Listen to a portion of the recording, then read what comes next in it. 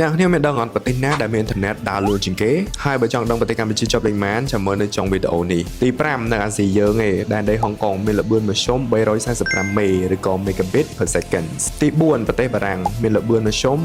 346 megabit per second និយាយទៅលឿនជាងហុងកុងតែមួយទេទី3អារ៉ាប់រួមមានល្បឿន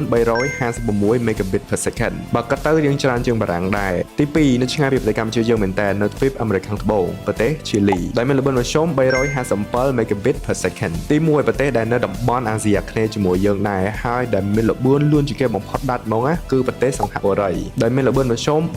408 megabit per second សម្រាប់ប្រទេសកម្ពុជាយើងគឺនៅក្រោយគេច្រើនមែនតើប្រទេសយើងគឺលេខរៀងទី